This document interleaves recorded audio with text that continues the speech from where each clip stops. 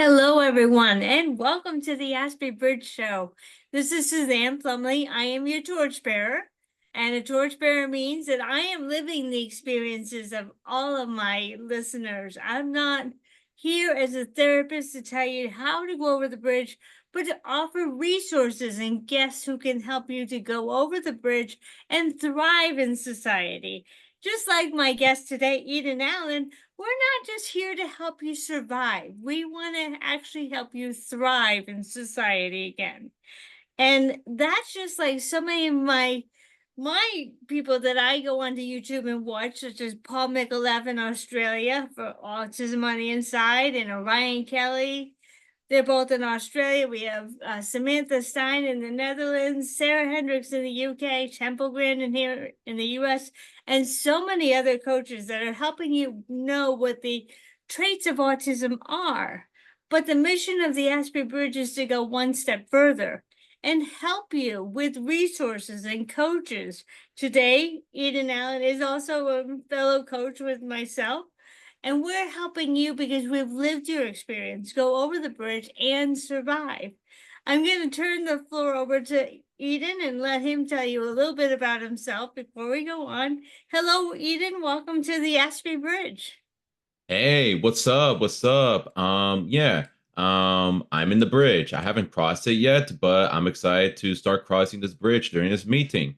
So a little bit about me as kind of like my background is that I have my own company called Coastal Compass Coaching, triple C's for short. That was very unintentional, by the way, in terms of the acronym of it. That was unintentional.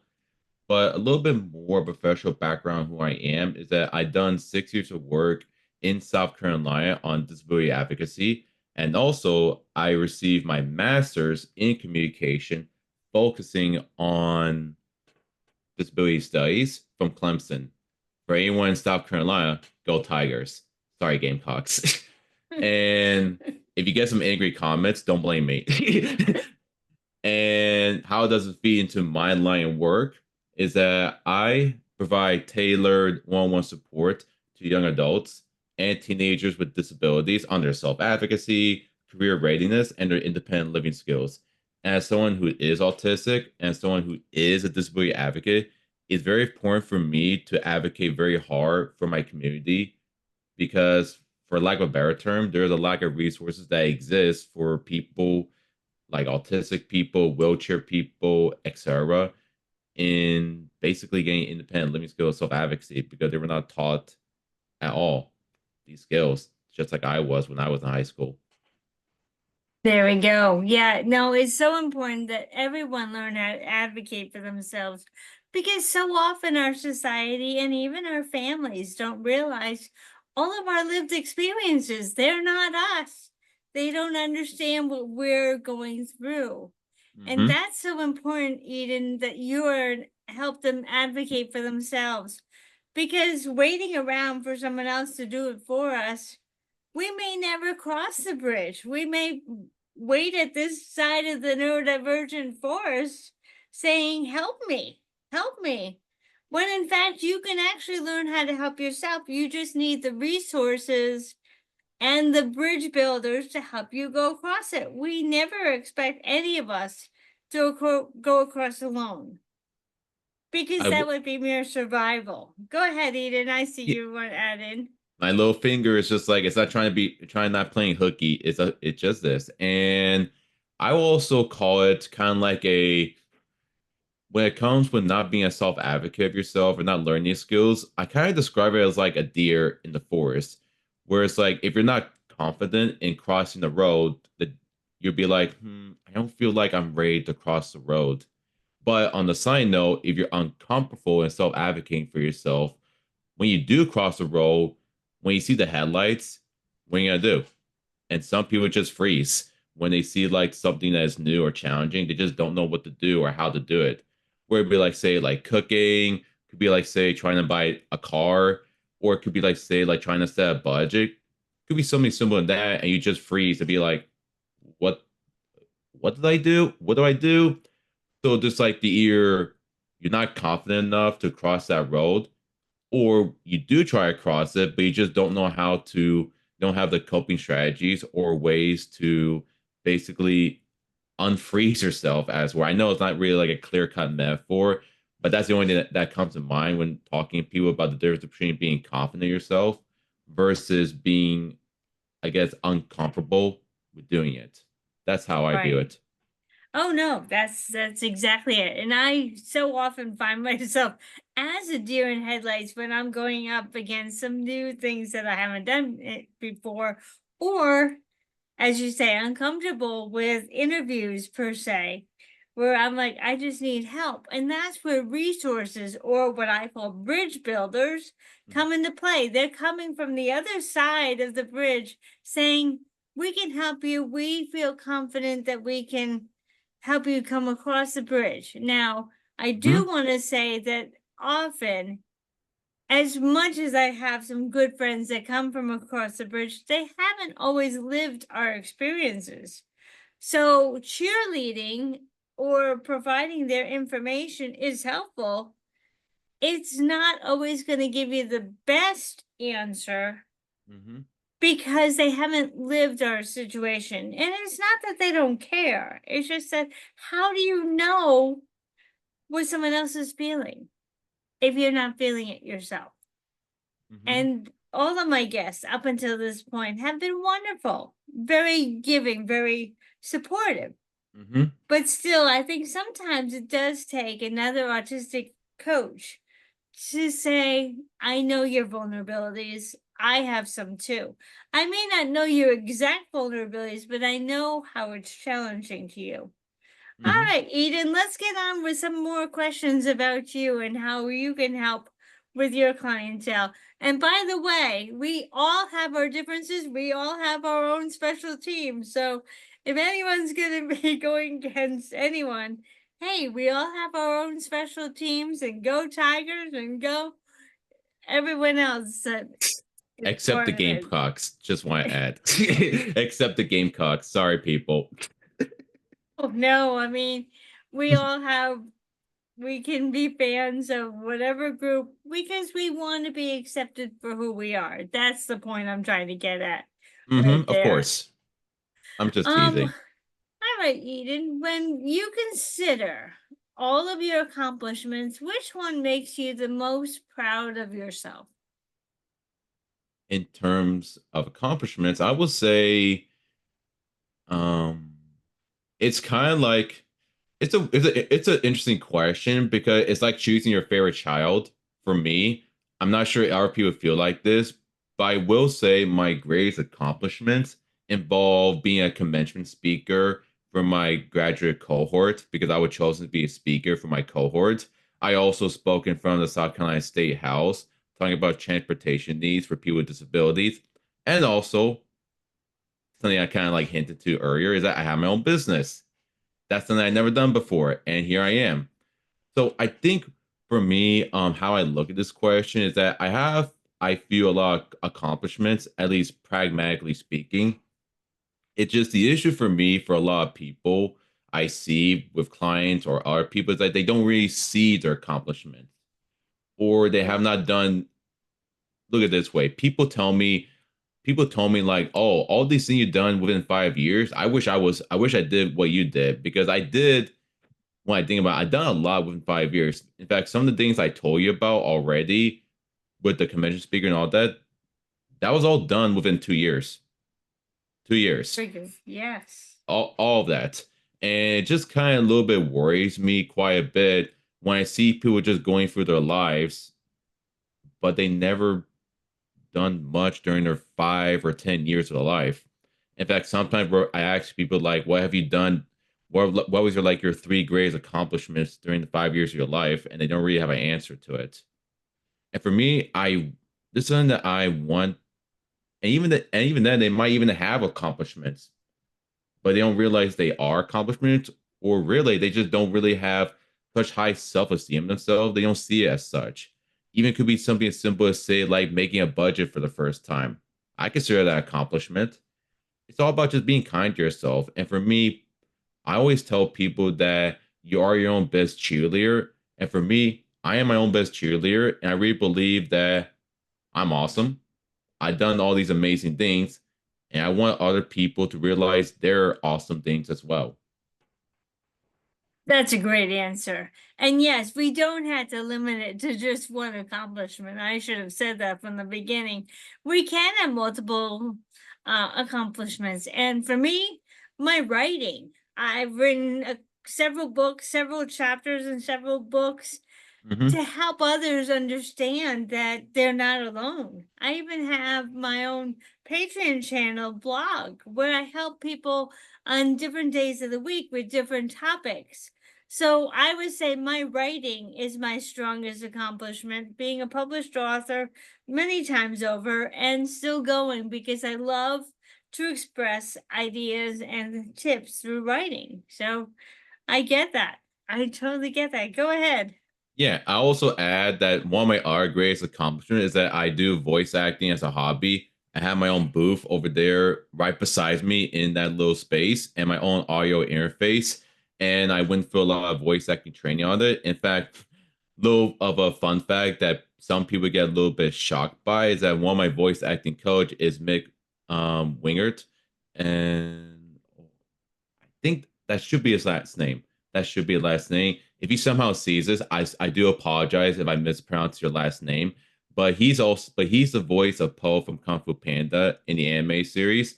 He also does Heimerdinger in Arcane. He done a lot of projects, and also he sent me like a birthday message during my birthday, voicing as Po. And by the way, he does a great Jack Black impression. I will tell you that. Like he sent me a birthday message in Poe's voice, and I thought that was amazing. I was like, oh man, that's pretty cool. That's something to brag about. If That he's being said, who are you lending your voice to? who I'm lending my voice to, let's see. Let's see. In terms like, what do you mean by that? You mean like Do you have in a character that you're lending your voice to? Are you a character like you just said your coach is a character?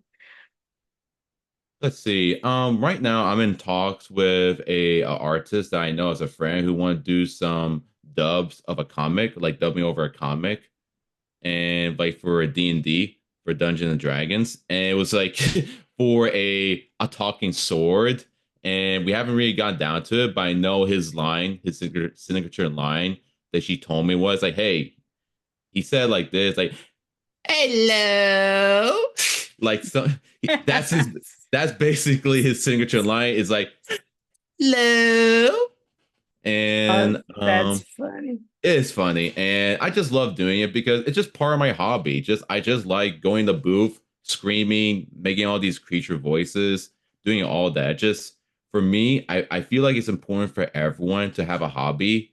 Doesn't matter how weird, doesn't matter how stupid it is, just do it. And like it could be even simply simple to say like fishing. Because for me, part of honestly being autistic, for me, it's just being kind to yourself in terms of just who cares what other people think in terms of if they think you have a weird hobby or something like that. Just do it. Like if you like to make Lego, do it. If you want to like That's right. freaking if you want to collect, I don't know, like say like ambulances from different parts of history, like a collection of them, go do it. And I seen someone do that on TikTok. That was funny. And That's yeah, that's so cool. yeah. So for me is that I do voice acting as a hobby, and maybe one day it might grow to something to be more like a part-time or something more professional. But right now I'm sticking to it as a hobby right now. Focus more on like character voices rather than like commercials or radios, even though I've done that in the past at one point. Mhm. That's impressive. Yeah, Very impressive. All right. So let's see. That question will come up again in a little different way toward the end. for But sure. let's see. Would you consider your process, meaning, do you enjoy the daily journey of where you're headed, or is there a destination you have in mind, a vision you have in mind of where you'd like to end up? What's more important, the day-to-day getting there or the final destination? Hmm. I mean, what's always important to me is taking over the world one day. So I want to break that down to tasks. So it's like, okay, how do I make sure I achieve world domination? I need to do X, Y, and Z. But in all seriousness, I'm not planning on taking over the world, to be clear. So that would be pretty cool, though. I think what's to give you a more serious answer, what's very important for me is kind of because here's the thing I always tell people we have goals, but the problem is you can't like achieve the goal in one day. So you have to break it down into tasks. It could be like working on like say like I want to get better at cooking.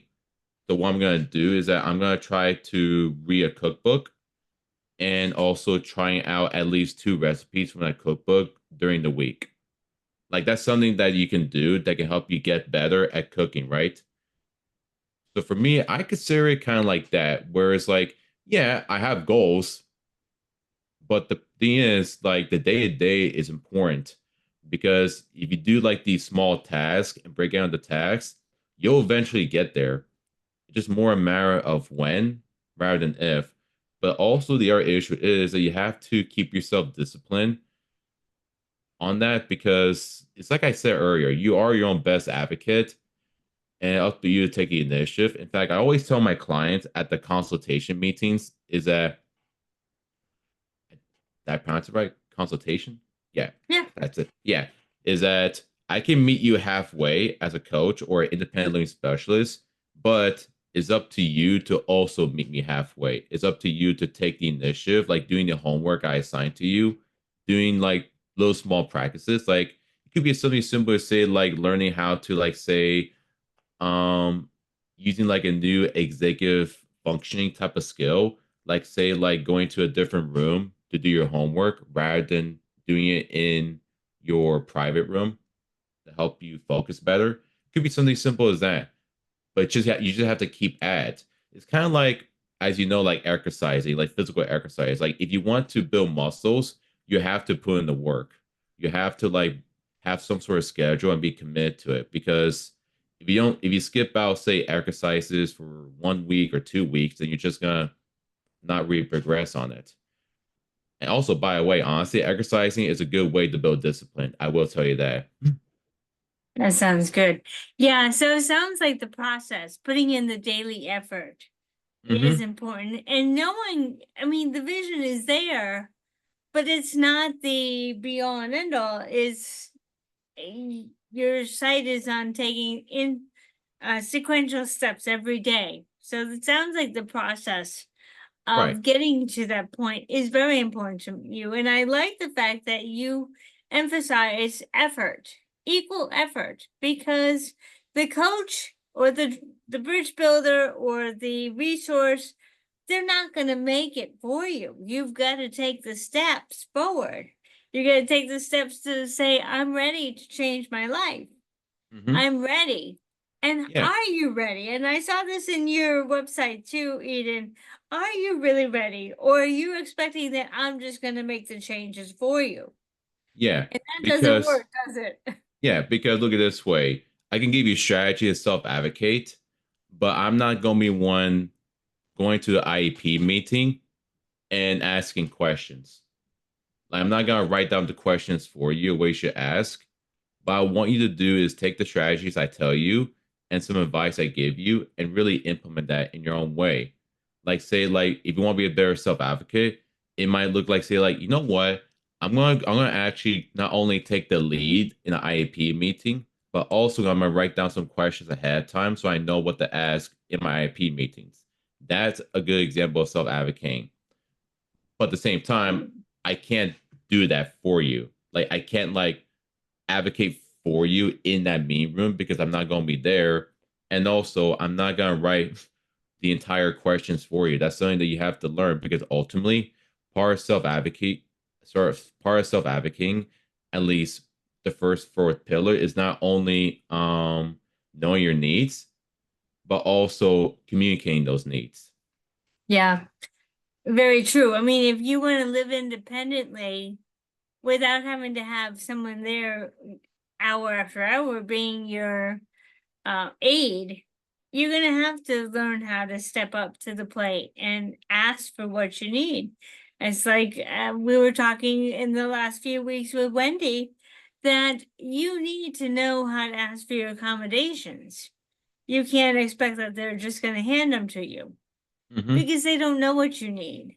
Yeah. So Eden and I are here to help you say, we're here available, but you got to make the first step to say you're willing.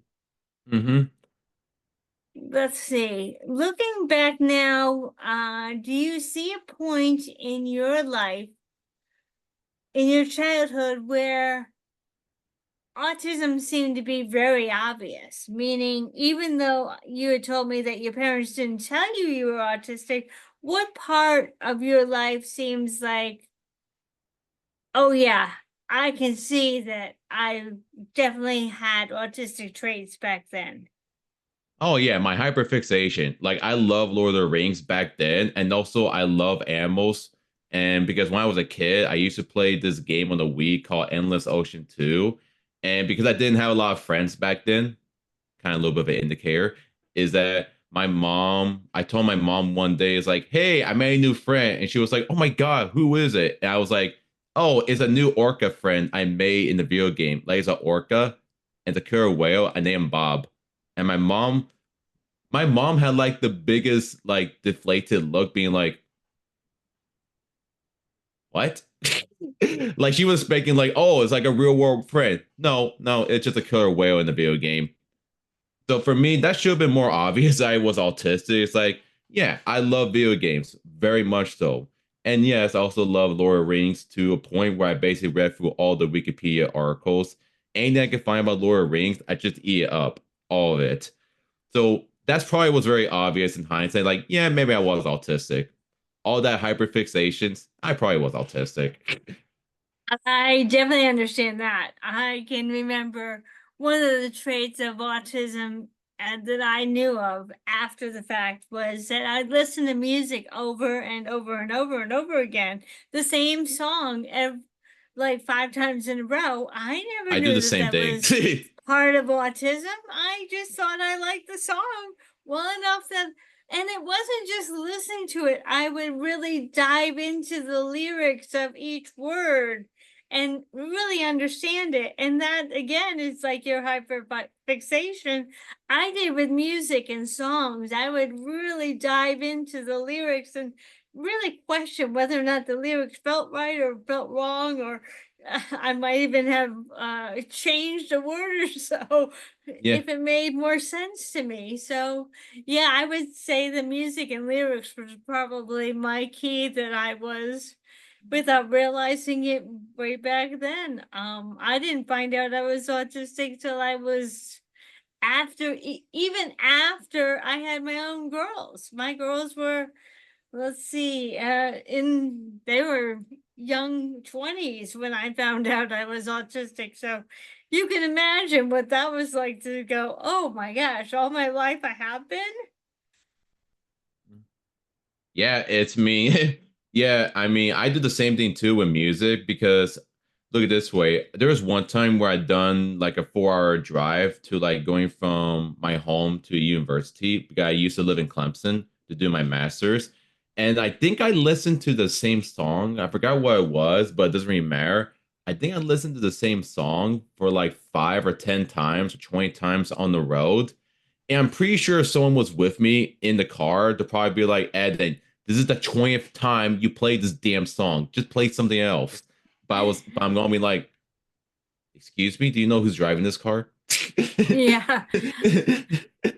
I have a steady loop of music that I listen, and it's only about an hour long, but it's the same loop every single time. And people are like, get a new playlist or something. I'm like, why? This one's fine. Well, the thing is, I do have a playlist, and I do have a playlist here in my phone. It just that I just played the same damn song over again, even though I have like probably like 100 or something like that in that Yeah. playlist.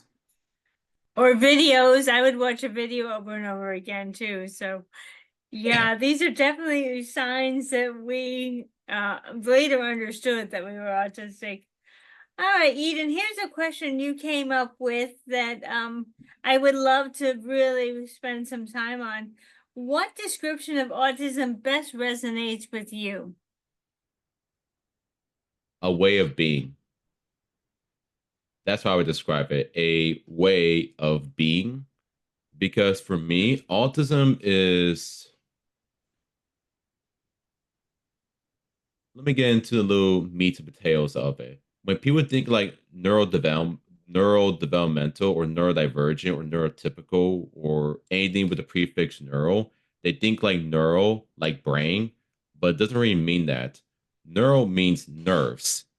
So like your body, like your nervous system. So autism is not just something in the brain. Yeah. It affects how you move in the world, your mobility, your tics, your sensitivity to environments. It's part of who we are. So it's not just like, oh yeah, this kid really likes to solve puzzles or something like that. It's not just that. And maybe the kid also just have issue with say like walking around, or maybe they just don't like speaking a lot. There are different way. There are just so many different ways how autism manifests that doesn't just involve like, oh, this kid just really likes, I don't know, like what's like a stereotype? I don't know, like this kid really likes trains or something like that. Hmm.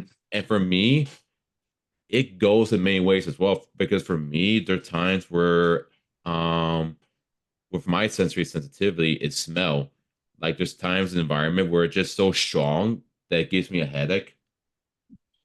And there's also times where I try to understand a social cue, but either I missed it or just things get miscommunicated on both sides. And it's I've been mostly been describing it in terms like something that is like bad, but it's not really bad from because I don't consider autism to be bad. It's more No. my issue always been with society and how it treats me. Because in a what we call like in a post neurodiversity world, we wouldn't have labels because we will all be able to meet each other combinations and help with that. No questions asked, no judgment. But we don't live in that world. I Now, don't think if I can add to it, yeah, I would like to see it where we don't need a bridge, where there aren't two islands, where there is one big land and we're all welcome for who we are with the differences that we have. And it's when it's a us them situation, that's when society thinks that they're right, even though we're all right. No one's wrong. We're all living the life to the best of our ability. And even though it doesn't conform to their way, doesn't mean it's wrong. It just means it's different. yeah, exactly. It's we all have different needs because that's who we are. I mean, we're all unique individuals.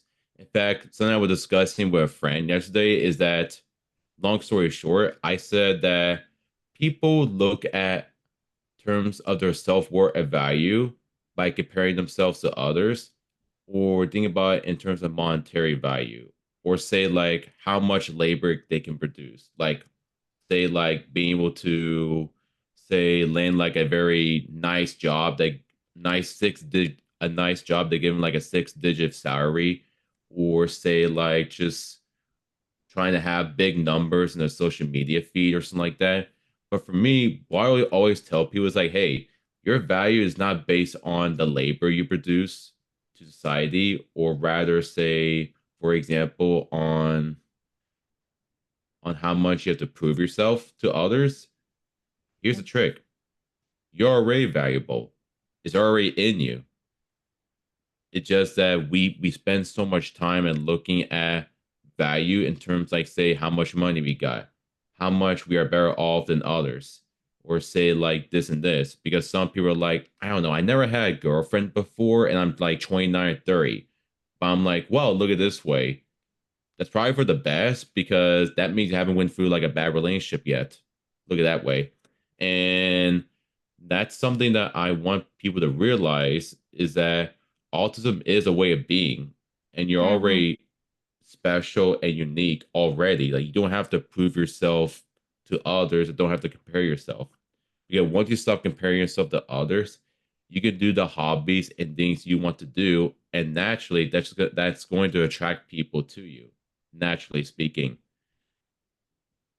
So That's long story good. so Yeah, long story short, autism is a way of being. It's part of who we are, the brain, the nervous system, how you interact with the world, stimuli and whatnot. And that one makes you valuable because every human being is unique, just like you are. excellent, excellent. Mhm. Yeah, you're talking about your sensitivity. I found that when I'm in a room where there are 25 different conversations going on, I'm Mhm. on the very edge of the room. I was in a situation yesterday where I was in the center of the conversations and I was finding I was a little bit overwhelmed. And it's okay for us to know where our challenges are because it helps us to know how to navigate a room, how to get to our most comfortable position. Obviously, Eden, you wouldn't stay in an area where there was burnt popcorn.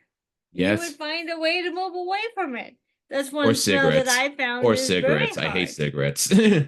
Well, that's another good example. Exactly. All right, Eden, I have a question for you. With your autism, did you find that there was a mentor that you really clicked with, that you really wanted to, um, you felt comfortable with them because they understood your autism well and they could help you really navigate better. So, in other words, you're a coach, but who is your coach? My coach, um, um, most of the time has mostly been me trying to learn it by myself or to self-advocate. So it's kind of like a messy jungle, as it were.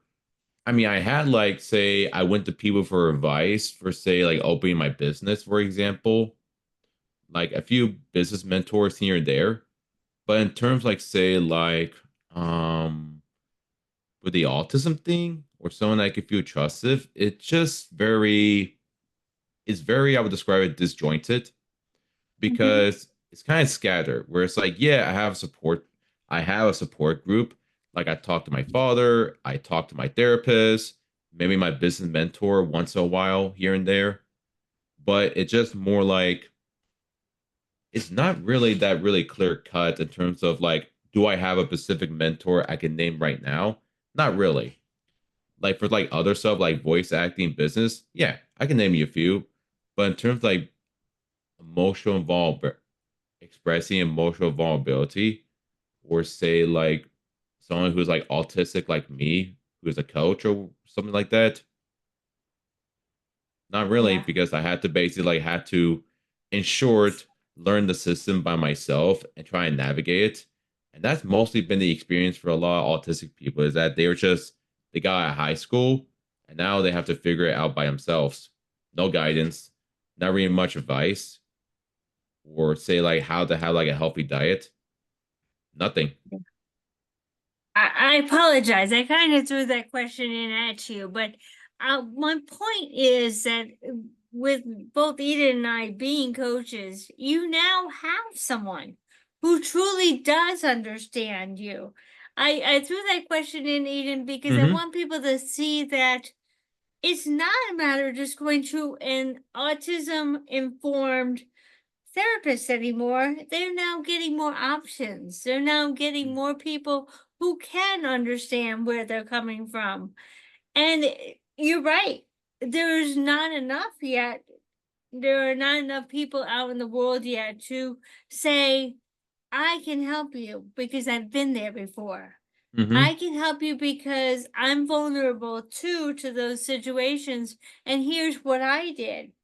And I think that that's so important to help people understand that therapy is not the only answer. Mm-hmm. Therapy is one way, one channel, but you also have people that may be understanding autism through a book, and they may not always get it right. Yeah. That's not to say that they're wrong, they just don't know your experiences with it. And I Mhm. think that's a big one to do. Do you feel you have a strong support system around you? I do. I have a therapist.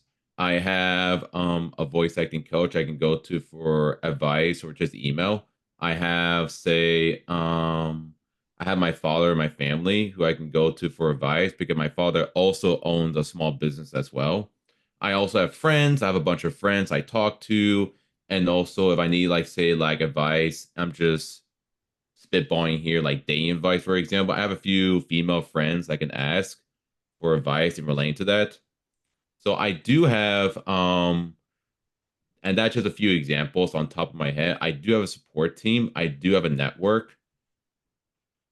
I do. Yeah. I'm not sure. I'm not sure what else to add to it. Honestly, I guess the only thing I No, can add to, I think the only thing I I can think add, that's great. I think the only thing I can add to it as well is I do have quite a few referral partners to my business, my community. Recently, I'm a referral. I partnered with a therapist in local to my area.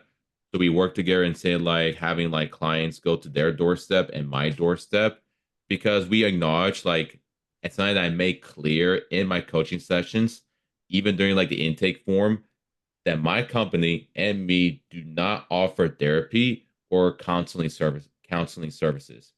I do not. And it's a very ethical thing to really say it outright because there's some coaches, not gonna name them, who really teeter the line a little bit too much of trying to be a therapist or a counselor, even though they're not licensed or they don't have the proper certifications for it. So for me, it's very clear to my clients that I'm not a counseling service. I don't help you like say like helping you deal with your trauma. But what I can do for you is refer to you to some awesome therapists that I know who can help you better. So and she also did the same thing where it's like, hey, as a therapist, there's something I might be able to help him out with, like say like skill building, making a resume or whatnot. And I want them to go to you for help for that. So it's kind of like a team where it's like I help them in this area, but I also refer them to other areas that is best suited to what they want as well. Because again, not therapists, but I know Yeah. some people who are. Oh, I've run into that as well. I have run into people who, um, we in my organization where I got certified as a coach, we do what is called more of a question aspect where we allow the client to really bring their answers to us on where they're going. Whereas therapy can be where they came from. Hmm. And I think oftentimes I've even run into having a friend who could have re-traumatized me from some other issues without realizing that that was a situation. I often like to let people know that life coaching is helping you go from A to Z, not going from A backwards and exploring what came before this. And I like to tell people that if you're looking for a coach, and you want to get on the road, you're tired of living in the shame or the victimhood or whatever emotions are keep coming up for you.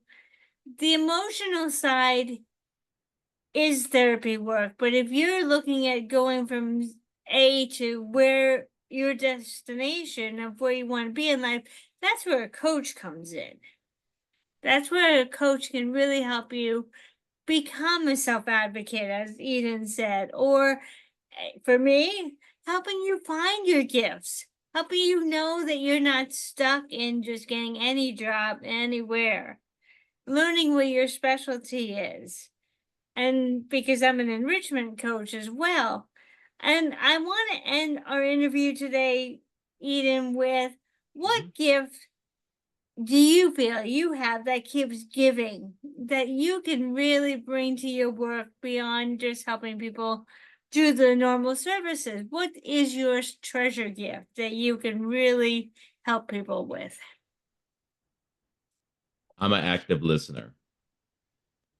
That's something that I notice because I always joke. I joke before with some people like, you know what? Maybe I should have been a therapist in some parallel universe, or maybe I should have been a counselor at one point.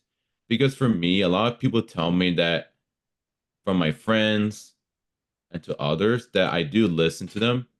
Like, don't try to speak over them or try to speak more. Because for me, I already know a lot about who I am. I want to know about you. So I Mhm. usually speak less and listen more.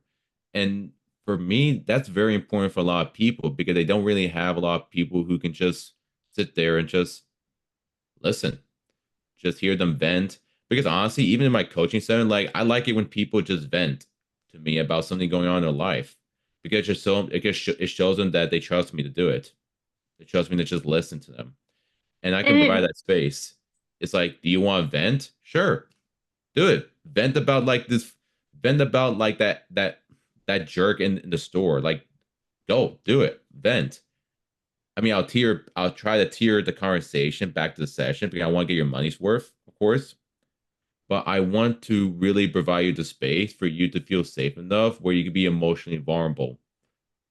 By the way, once again, not a therapist. Just want to say that again. right. Uh, I'd like to and add on to that, if you don't mind.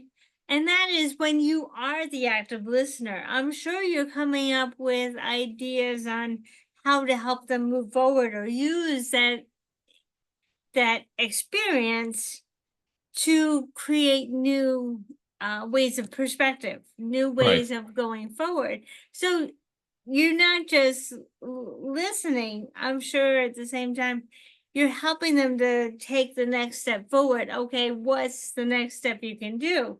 Would you say Hmm. that's right? Kind of it is. Kind of is because even though I may create like a general like lesson plan, being like, okay, we might do this in session 1, 2, 3, 4, 5. But I might tweak it or change something. Might change it to where session 3 may be something completely different, depending on what they talk about previously. Like I feel like, you know what?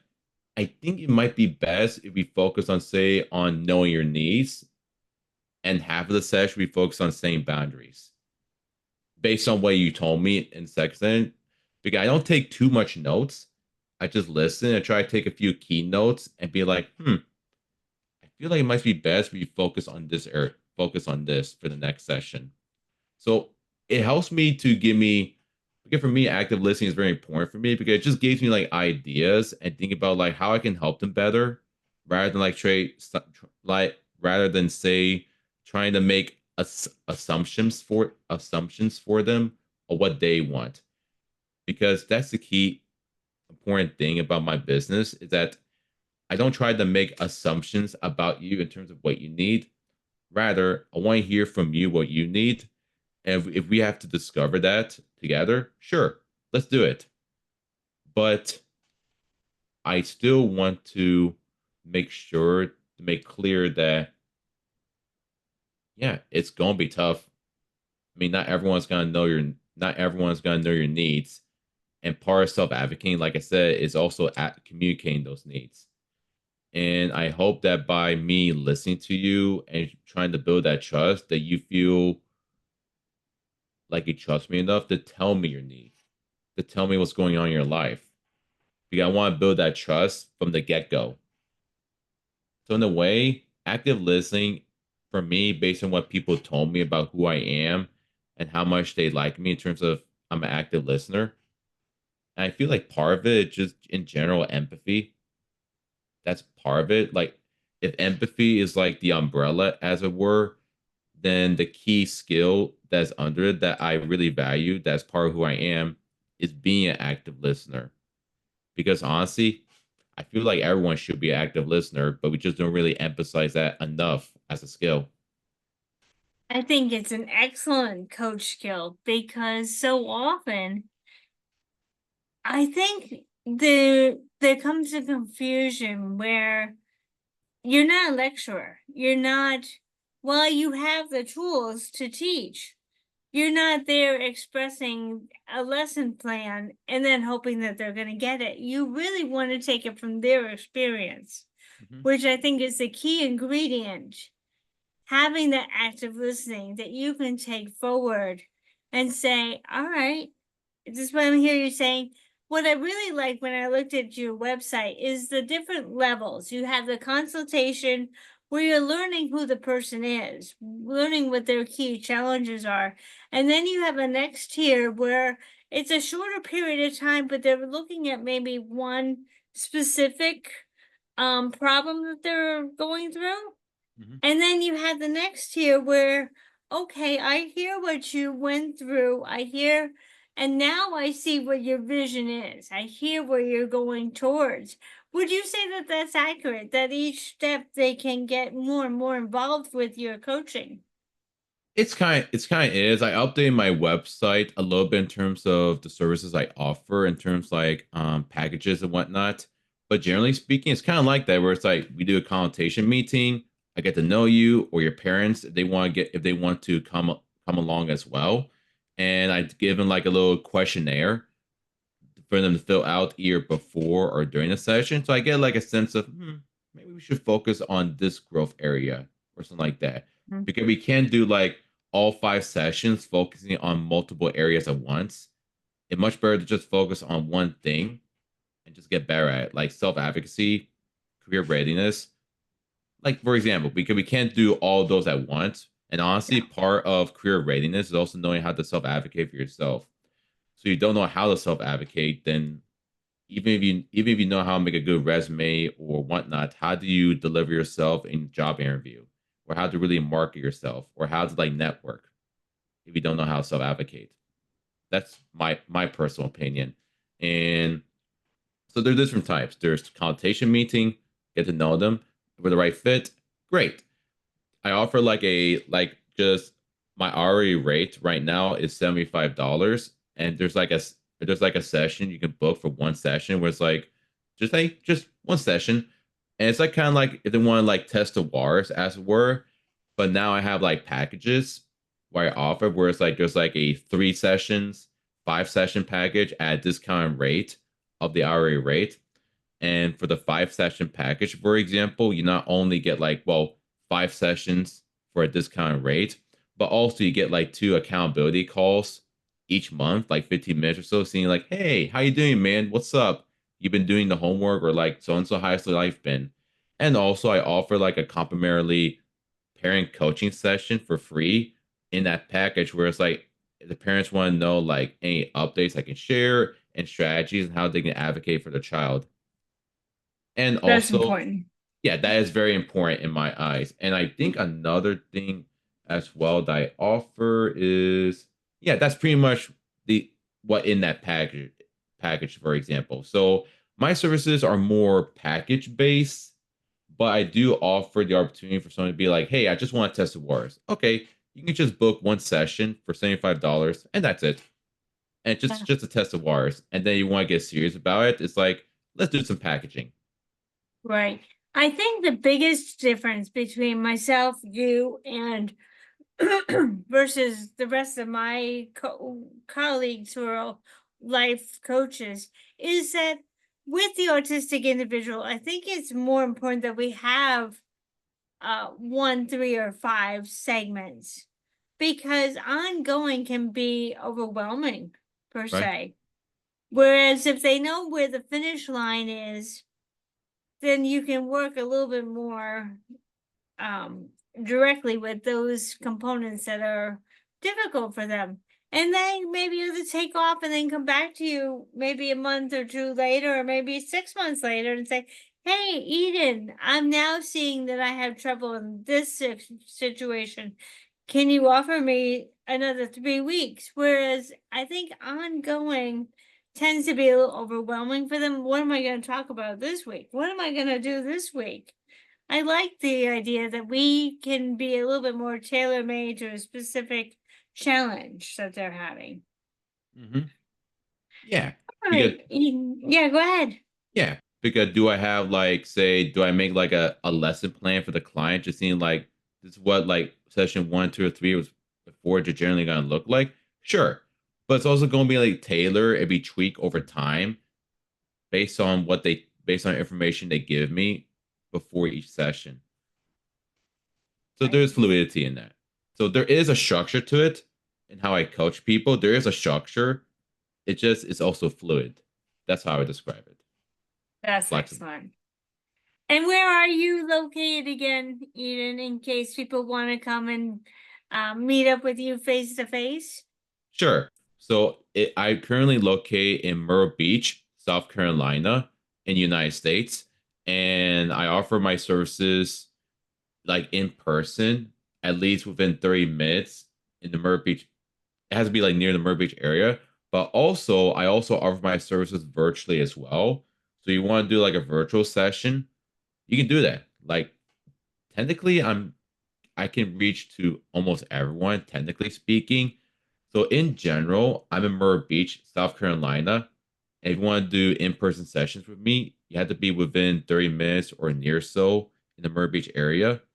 But also I offer my sessions virtually just so I could be more accessible to people who are either want to go with me but can't due to like say distancing or because maybe they don't have a car or something like that. Yeah. I think for all my listeners, all our listeners, the person that resonates the best with you is going to be able to bring you the best qualifications. I mean, the best success. I'm not going to say qualifications, that's not the right word, but the person who really resonates with you best. That's why Eden and I are not comparing each other, we're not competing. We want to offer you, the autistic individual, the services, the advocacy, the help that will serve you best. We Hmm. don't believe in comparing and we don't believe in competing. That's the wonderful part of being autistic is it's not a competition for us. Yeah. We can help each other. Referral is one thing that I heard Eden say a number of times. Referrals are important. Maybe I have something he can't offer. Maybe he has something I can't offer. We're going to help each other. Hmm. Eden, do you have anything else you'd like to add as we finish up today? Let's see. I do have a dad joke, or rather a joke I stole from the internet related to autism that I think your viewers might appreciate. So Go here ahead. how the joke goes. And sorry if you groaned a little bit. Actually, sorry, not sorry. So here how it goes. It's like me, I'm autistic. Them. Does that mean that you take things literally? Me. Oh no, no. Those are kleptomaniacs. Yeah, Yeah. we don't take. Yeah. Yeah, I may be autistic, but I don't take things literally. Like I'm not gonna steal your stuff. Yeah. Does that mean you take things literally? Oh no, no, those are kleptomaniacs. I'm not Yeah. one of those. That's a good joke. Yeah. All right, I want to say thank you to all my listeners for coming today. We have reached the hour mark, and I hope that you will either connect with me at the Aspie Bridge or connect with Eden on Coastal Compass Coaching. Yeah. And also I would add as well that I have a Facebook page as well for my company. So feel free to follow as well. It's Coastal Compass Coaching. That's the name of the Facebook page. So if you want to give it a follow or like, go do so because I'll be posting there a little bit frequently there. There you go.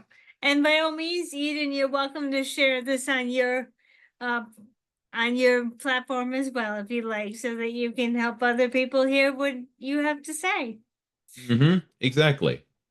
Perfect. Thank you, everybody, for coming to the Aspie Bridge, and I will hopefully see you next week. Mm-hmm. Thank you so much.